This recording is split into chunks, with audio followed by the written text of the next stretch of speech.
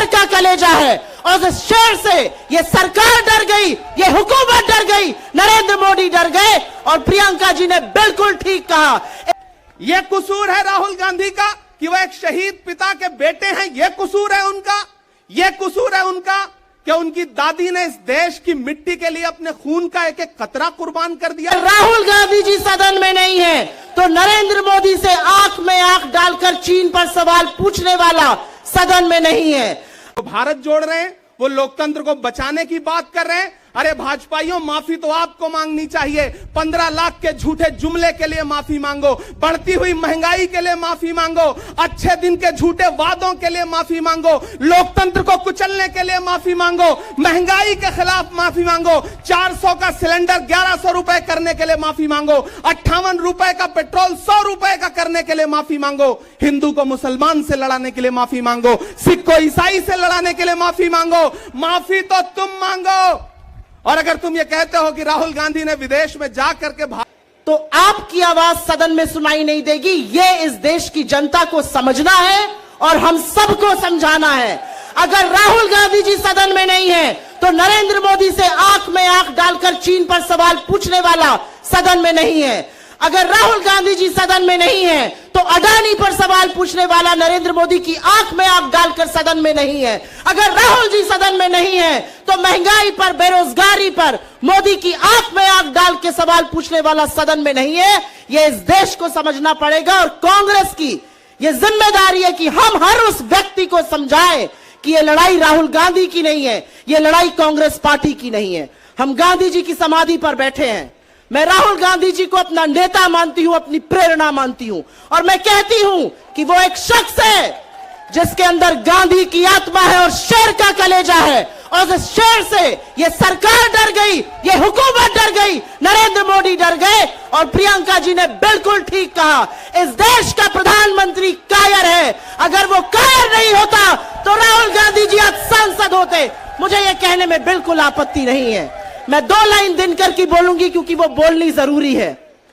सच है विपत्ति जब आती है कायर को ही दहलाती है, सुरमा नहीं विचलित होते, क्षण एक नहीं धीरज खोते, विघ्नों को गले लगाते हैं, कांटों में राह बनाते हैं, मुख से न कभी उफ कहते हैं, संकट का चरण न कहते हैं, जो आ पड़ता सब सहते हैं, उद्योग निरत नित रहते हैं, शूलों का मुख न साने को, बढ़ खुद विपत्ति पर छाने को, है कौन विघ्न ऐसा जग में, टिक सके वीरवर के मग में, खंभ ठोक ठेलता है जब नर, पर्वत के जाते पांव उखड़, उस पर्वत को उखाड़ना है और राहुल गांधी जी के हाथों को मजबूत कर। रोजे की हालत में हूं। आप तमाम साथी ऐसे होंगे जिन्होंने नवरात्रि के व्रत रखे होंगे और इस पवित्र सप्ताह के बीच में हम खड़े हैं एक हाकिम की सनक के से उपजे हुए एक फैसले के खिलाफ।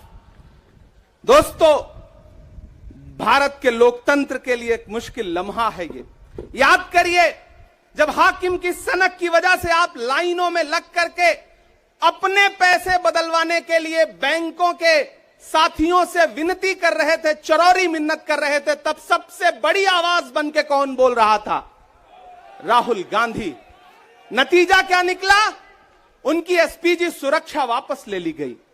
याद करिए, जब गब्बर सिंह टैक्स लगा करके छोटे व्यापारियों को बर्बाद करने का सपना पाला था इस सरकार ने, तो सबसे मजबूत आवाज बन के कौन बोल रहा था? राहुल गांधी। नतीजा क्या निकला?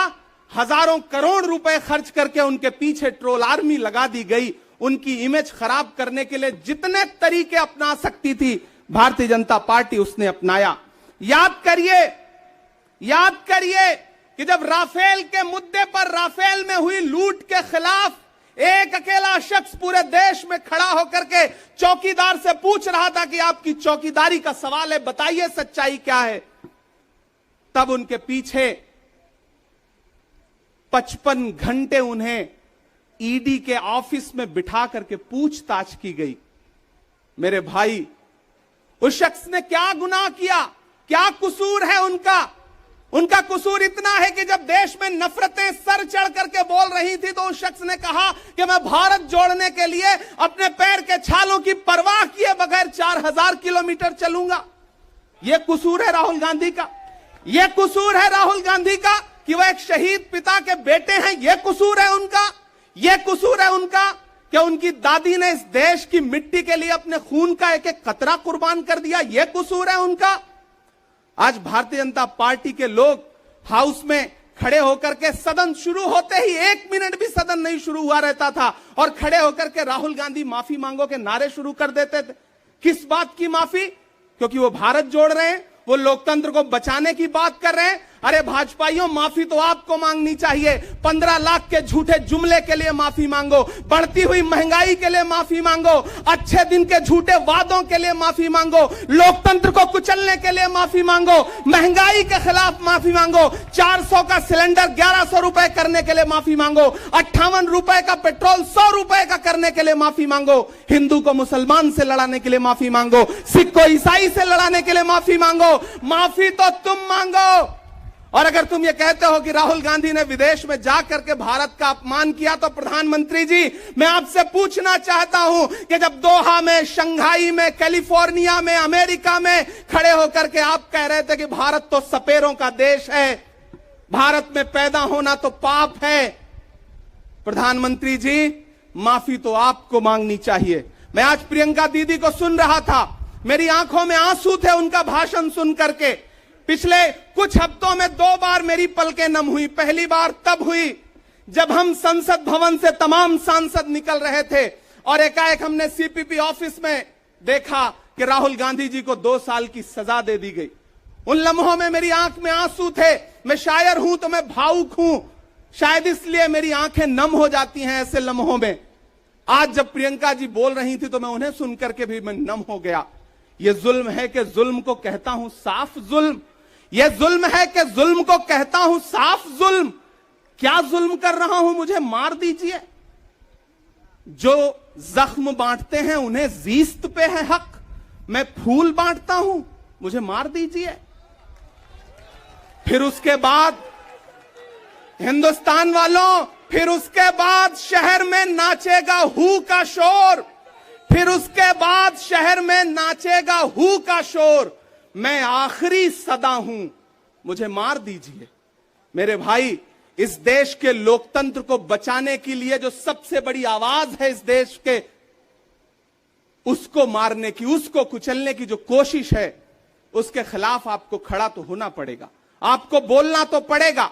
मैं कभी कभी सोचता हूं कि जब मैं कभी समाधि पर जाऊं तो क्या मुंह दिखाऊंगा महात्मा गांधी को, मैं क्या मुंह दिखाऊंगा राजीव जी को, हम क्या मुंह दिखाएंगे इंदिरा जी को कि उनके वारिस के साथ, उनके घर के चश्मो चिराग के साथ इस तरह की अपमानजनक बातें की जा रही हैं और देश खामोश बैठा है।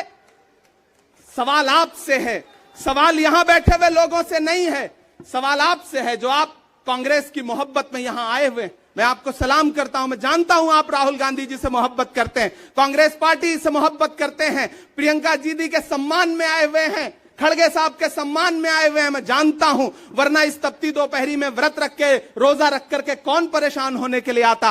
आपको मोहब्बत है पार्टी से, लेकिन नया पाने की चाहत में पुराना छूट जाता है। तुझे अपनाऊं तो मुझसे जमाना रूठ जाता है। मोहब्बत पढ़ने लिखने में बहुत आसान है, लेकिन मोहब्बत को निभाने में पसीना छूट जाता है। मैं जानता हूं कि आप पसीने के बीच भी, आप तपती दोपहरी के बीच भी यहां बैठे हैं। क्यों?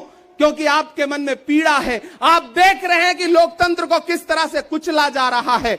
मेरे भाई, ये एक मुश्किल वक्त